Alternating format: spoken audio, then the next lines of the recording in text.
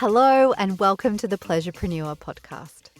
This podcast will help you create what you desire in your business with pleasure, whether that be calling in your ideal clients, making more money, or creating a balanced business life blend. I'm your host, Regan, pleasure and business coach, published author of A Mother's Pleasure, wife and mama to 3 little wildlings. However you're choosing to listen to this podcast, ask yourself, how can I make this more pleasurable? And do just that. I acknowledge the custodians of the land on which this podcast is recorded and produced, the Wadi Wadi people of Dharawal land. Now, let's proceed with pleasure. Hey, lovely. Welcome back to the podcast, or welcome to the podcast if you are new around here. It is so wonderful to have you listening in. Now, today is going to be what I think will be quite an illuminating conversation for you, and there'll be something fun for you to play with at the end as well. I had a consult call with a wonderful woman who really wanted to work with me, but hesitated. This was not so long ago. And she said that she thought she really just needed to grow her business a bit more first, and then related it to going to the gym, saying that she wouldn't hire a personal trainer until she had a base level of fitness. And so what that told me is that she didn't think she had a base level of business yet either. Even after being in business for almost a decade, she still didn't think that she was there yet. And she had seen, or she was seeing herself as a beginner in business, or like she was still in that, the before phase. And so immediately I knew the main thing keeping her stuck where she was in her business. She was feeling as though she was on a bit of a plateau. Things were moving really slowly. Now, this thing that I could see for her is something I see so commonly, and it touches every part of your business. It will touch the way that you show up, the way you sell your offers, the way you, present, create, share your content, in your prices, in your level of conviction. So what was holding her back from investing in the support she really wanted was the same thing, stopping her from blasting off and blowing up her business. Not blowing up in like a burning it all down kind of way, blowing it up as in like blowing up her bank account, blowing up her income, her number of clients, her impact, And that thing was how she saw herself, the identity, the beliefs and the stories that she was believing about herself and her business. And I see this pattern all the time. Women who do incredible work, but still feeling stuck or like their growth is slower than it should be. Yeah, and maybe this is you too. Maybe you are also doing incredible work, but you're feeling stuck or as though your growth is really slow. So, you might focus on trying to go viral or trying a new platform to house your programs or creating a new offer with a new price point or getting new branding or really just anything that is busy work that feels productive without looking the real problem in the eyes and untangling it. It's easier to do that busy work and just think it's strategy than to look at what is really slowing your growth, because that can be really uncomfortable. It's in the way that you're actually thinking and the way that you're making decisions, especially when it comes to support. So what is holding you back from your next level of growth or success in your business is the same thing that's stopping you from investing in support. Now, this is not a slimy way of me saying like, if you don't invest in support, you won't succeed. That is not what I'm saying. What I'm saying is the thoughts and the beliefs and the stories that stop you from investing in support are the exact same ones that are keeping you from the next level of success that you're meant for. So what this means is your decision-making around support is a mirror for how you're operating in your business. Chances are you are not blocked by strategy. You're blocked by self-trust and worth and identity. And, you're not making a clean, neutral decision about whether or not to invest. You're making that decision through the lens of your current identity, of your current level of self-trust, your current beliefs about what's actually possible for you. So the same voice that says, oh, I don't think I'll make the money back, or I'm not ready yet, or I should probably wait, is the same voice when you go to sell, or when you go to raise your prices, or when you go to show up more like boldly, or do something a little bit out of the box for yourself, or when you decide whether to back yourself or pull back. Yeah. So when you don't invest because you don't think you'll make the money back, for example, you're operating from the belief that you won't make money, which means, you won't. Like we all know the whole self-fulfilling prophecy, right?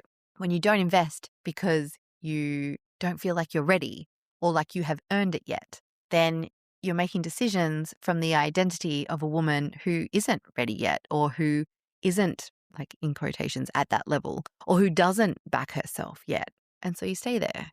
When you tell yourself you don't have the time, you're reinforcing a business that already feels too full or too stretched or too reactive, instead of actually creating one that supports you.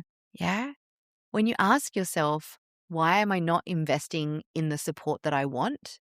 Your answer is the exact same answer to why your business isn't progressing the way you want it to. This is the work I do with my clients.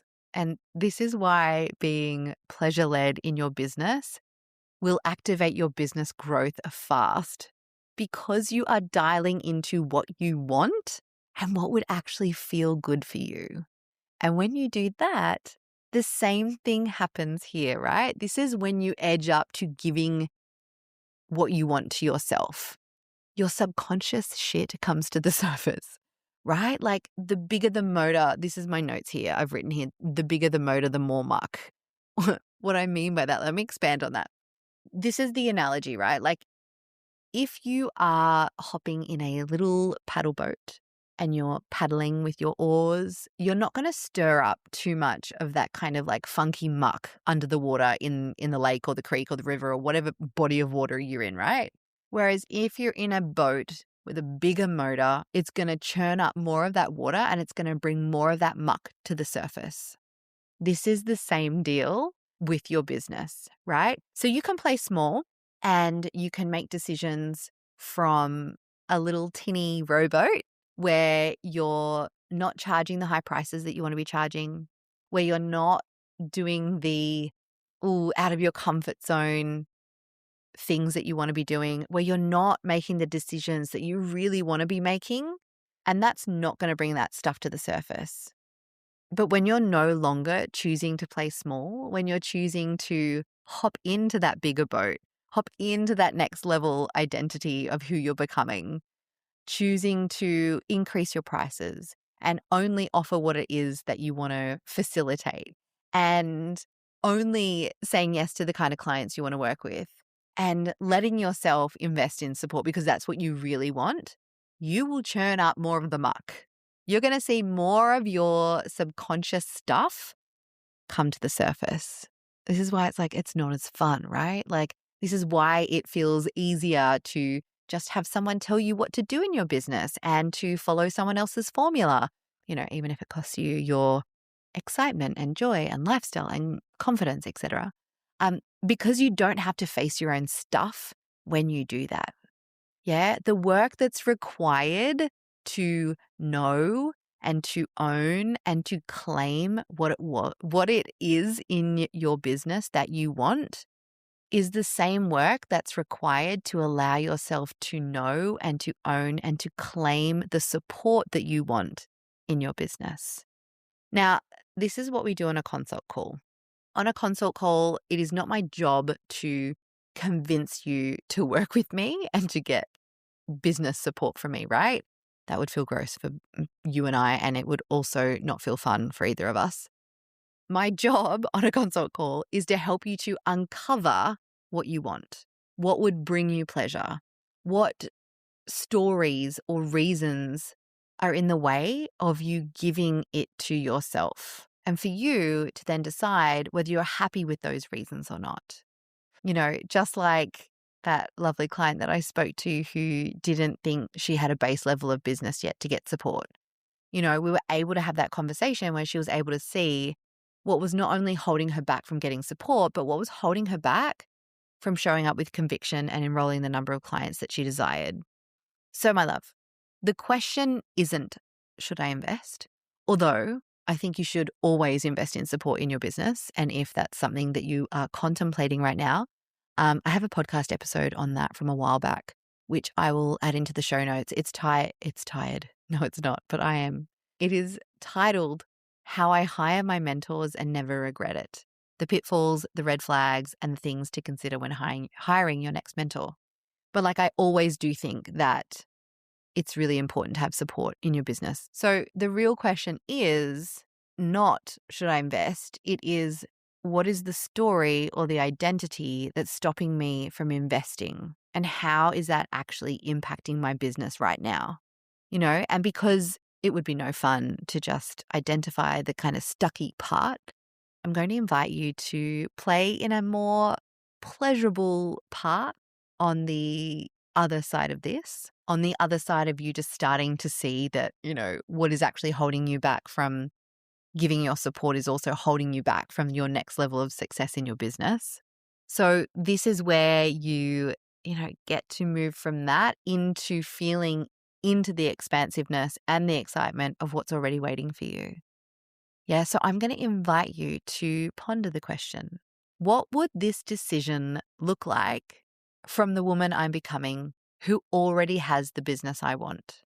Yeah, so what would you be deciding about investing in business support if you already were the woman that you're becoming who already has the business that you want? And not just the decision to invest, but what else would you change in your business if you were operating from the woman you're becoming who has the business that you want? What else would change? How would you show up? What boundaries would you set? What prices would you set? What decisions would you make? What type of clients would you market to? Yeah, so play there, explore there in that fun space, stepping into that next level version of yourself, that next identity, right? Going from wherever it is you are now into what you know is the next level for you. Now, if one of those decisions is to work with me and have that support in your business, now is the time to book a consult call with me this week before my prices increase come July 1st. So that is all for now, my loves. Go and make the rest of your day more pleasurable. I'll see you back here next week and slide into my DMs. Let me know what's going to change for you now that you've started to see what's holding you back.